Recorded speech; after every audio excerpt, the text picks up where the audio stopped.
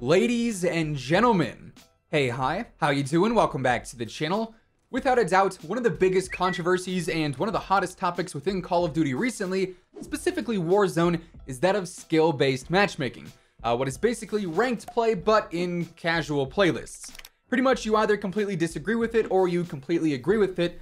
But lately, there has been a lot of talk and a lot of conversation about exploiting skill-based matchmaking here in Warzone, getting bot lobbies, getting easier lobbies, bronze and silver matches pretty consistently, and all sorts of things like that. So today we're going to break down some data and some info on these quote-unquote bot lobbies, explain why some gameplay looks the way it does, so on and so forth.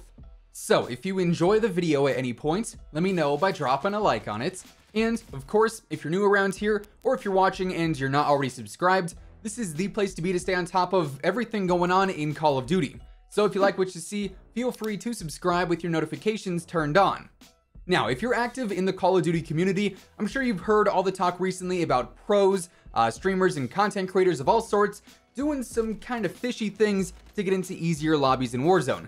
And for what it's worth, there are definitely some people out there doing that, whether that be doing the whole joining a fresh account method, whether that be something else that we're not entirely aware of, sort of like what Drifter has alluded to recently.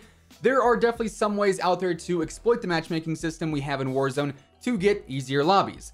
That said, a lot of people that you think are probably doing it probably aren't.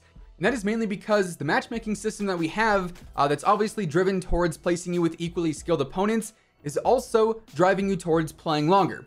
You know, that's been a huge thing with why Modern Warfare and Warzone have been so successful over the past year. Cold War maybe not as much, but it's still relevant to a certain extent. Activision wants to keep you on the game longer, and Activision wants to keep the massive amount of casuals on the game longer as well. That's why they're making billions with a B, billions of dollars off the games right now. That's why the player base is more active than it's ever been in terms of long-term retention.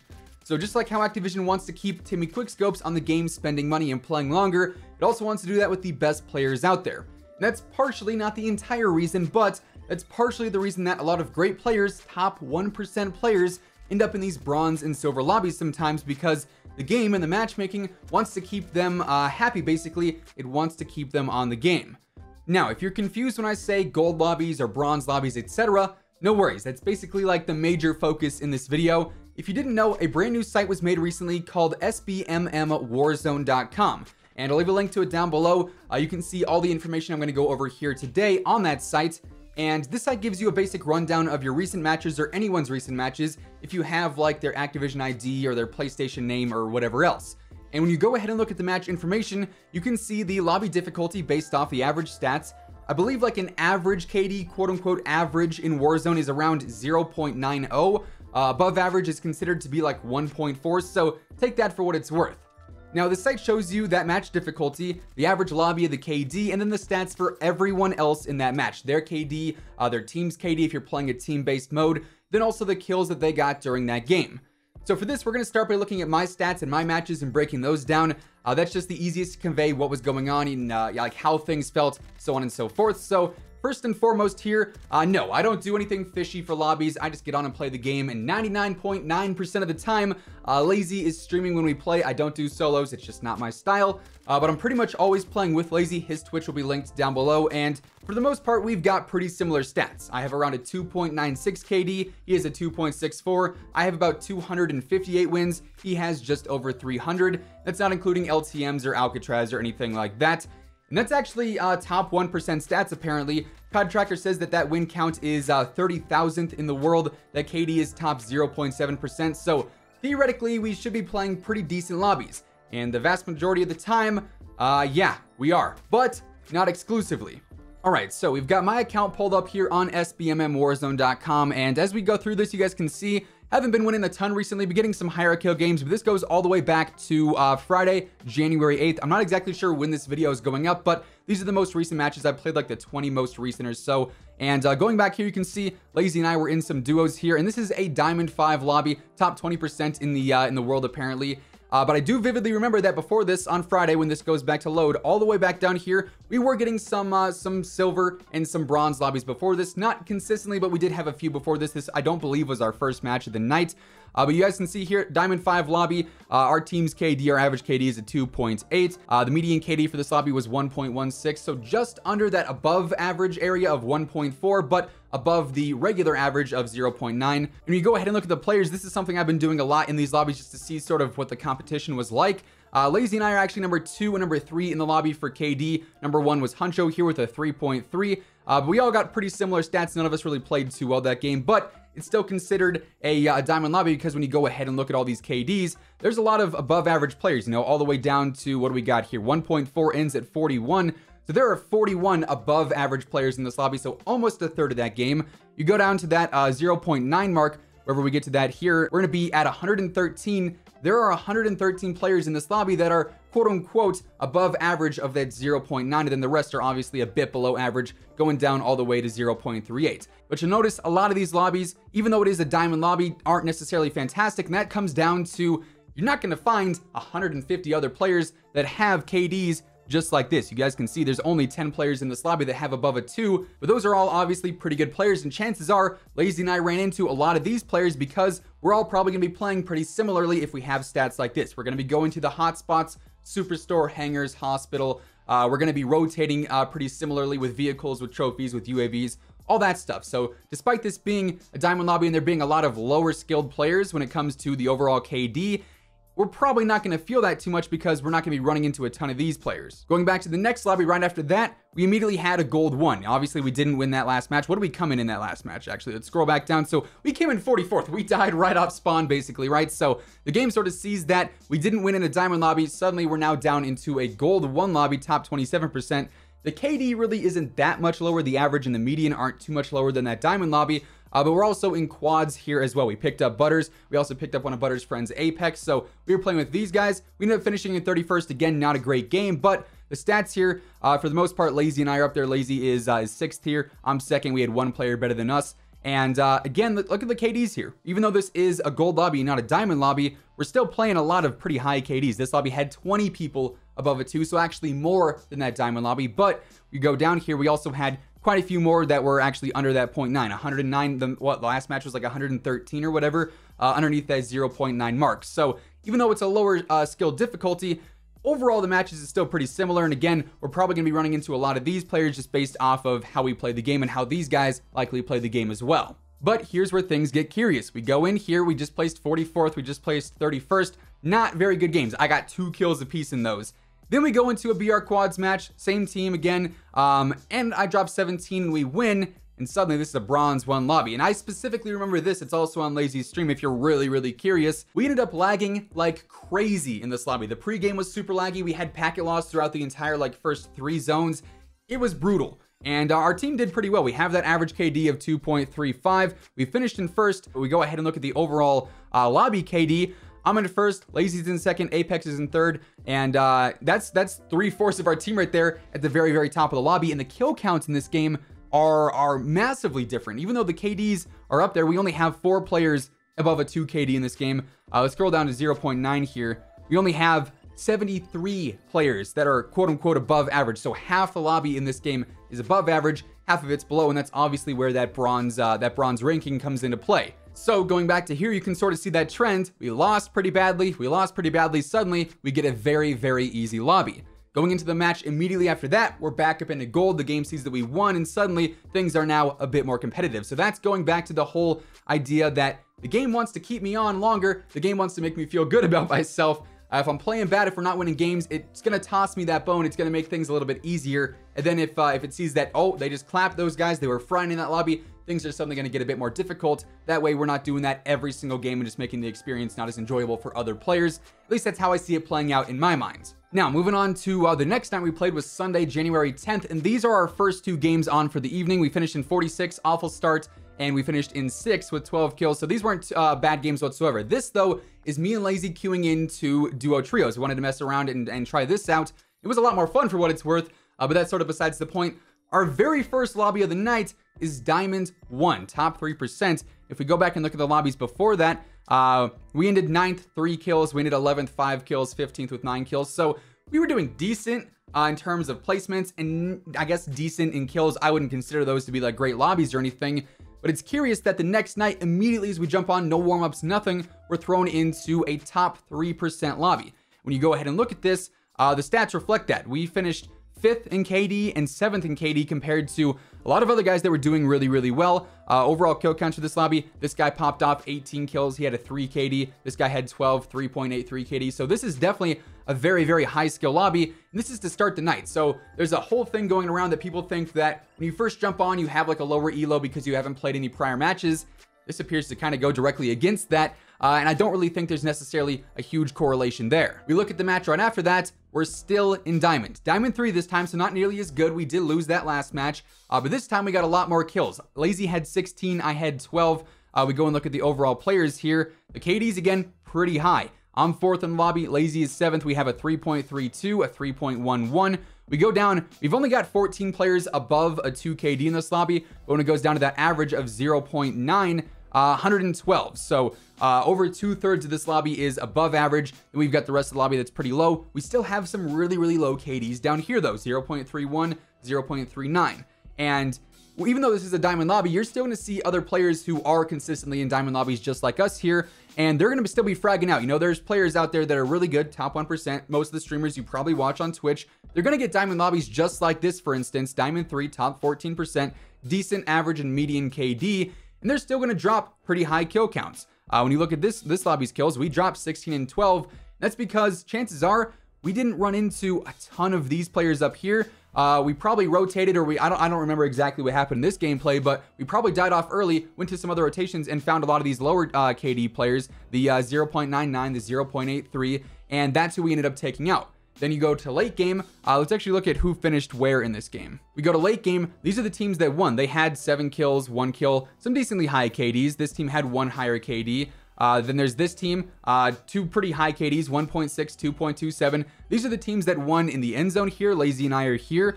So we didn't really run into a lot of these higher KD players until the later stages of the game. 1.48, 1.71. That's a pretty good team overall.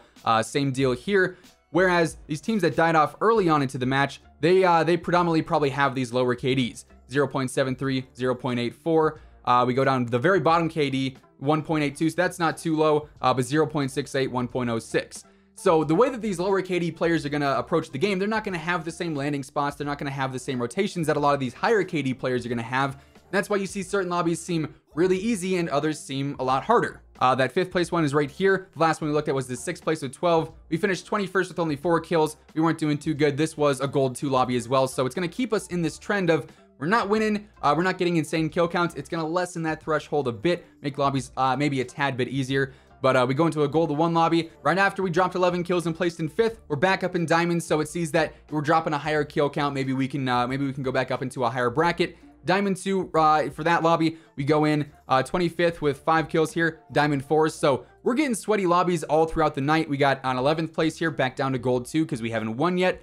We're getting really sweaty lobbies all throughout the night because for the most part, we're playing pretty well. 12 kills, 11 kills, 15 kills. We go to the last match we played of that night. We finished in 3rd. I had 21 kills, absolutely frying this game. We go in, I'm the best KD in the lobby, Lazy's the 3rd best, and there's a lot of higher stat counts in here. We got 12 above a 2 KD, going down to 0.9. We're all the way down here, 113 again. That seems to be like the sweet spot in a lot of these Diamond 1 lobbies. 2/3 of the lobby will be above average, 1/3 of that lobby is below average. So that's pretty much what's going on with a lot of my lobbies. We had this one night where we weren't winning many games, we weren't playing very well, and suddenly it gives us that easy little bronze lobby here where we absolutely fragged out. We play another night where we're playing pretty consistently for the most part. We're competing really well in a lot of these lobbies. We're dropping high kill counts. We're placing a bit higher.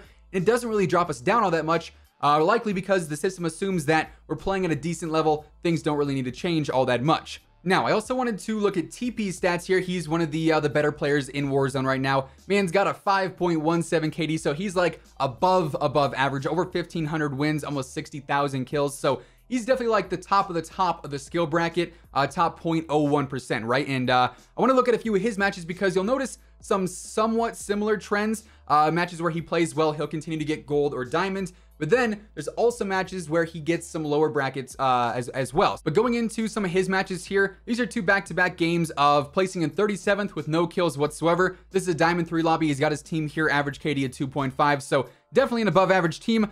Looks like they were playing with a cheater in this game, 43 kills with a 91 KD. Gonna go out on a limb and assume that that guy was indeed cheating. The match immediately after that is a bronze 2.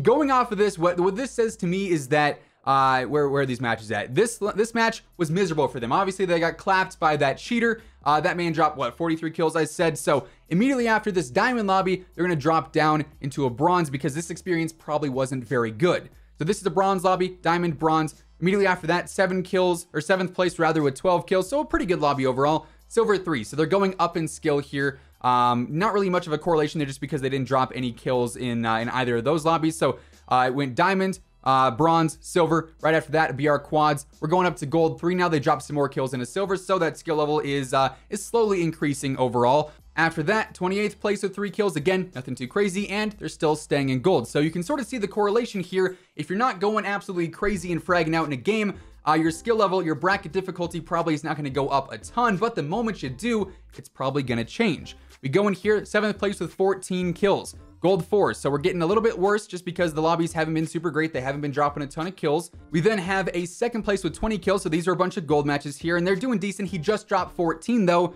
Next lobby, Diamond 2. You can sort of see that upward trend there, but this is not a super consistent thing because as you'll notice as we go through the rest of these, the next lobby, 21 kills, 1st place, Silver 3. It's kind of a random one that gets thrown out there. Looking at the player counts here, the KDs and whatnot, Teep is obviously above everybody else by a mile. His teammates up there too at the 2nd best KD. But going through, they only have 5 players above a 2 KD here. And when it comes to that 0.9 average, 85 players is where it cuts off there. That's a lot of players down here that are pretty below average, and to me, there isn't really a huge correlation here. You know, we just had, a bunch of gold lobbies, a diamond lobby here, then randomly a silver lobby, despite the party still staying the same. And obviously, it's quads. You can't do anything fishy with any, bot accounts or anything like that.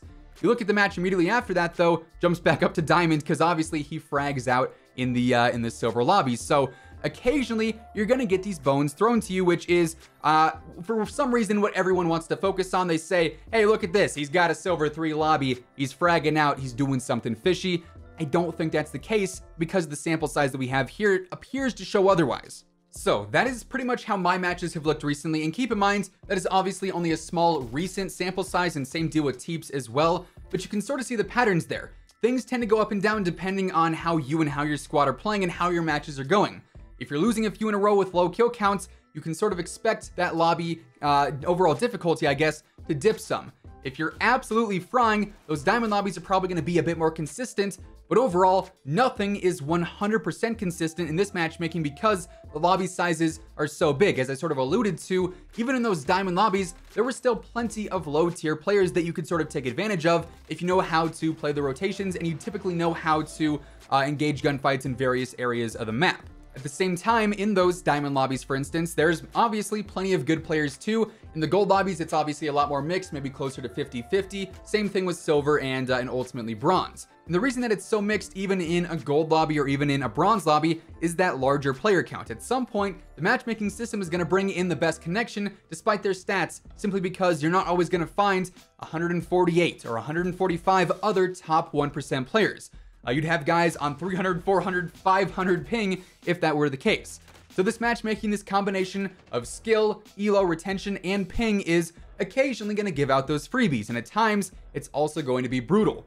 There's a lot of extra factors in there that we probably don't know about too, but really, I think the biggest takeaway from this, just looking at the sample size that we had today, is that everyone is going to get bot lobbies, those silver and those bronze lobbies at some point. Sometimes it may be more frequent, sometimes it may be less, just depends on any given day of the week, it seems.